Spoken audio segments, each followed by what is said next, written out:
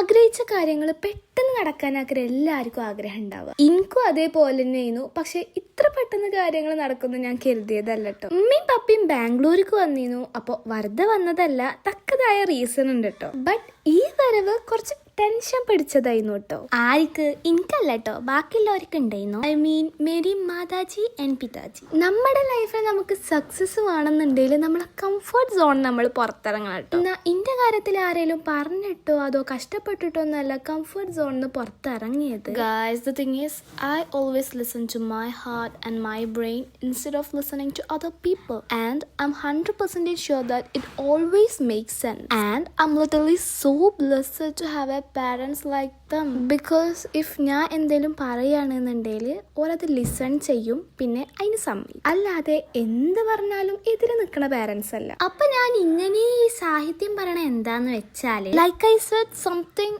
Big happened. അപ്പൊ എന്താന്ന് ഞാൻ അടുത്ത വീഡിയോയിൽ പറയാം. നിങ്ങൾക്ക് വല്ല ഗസ് ഉണ്ടെന്നുണ്ടെങ്കിൽ കമന്റ് ബോക്സിൽ ഇട്ടോ. അപ്പൊ ബൈ ബൈ.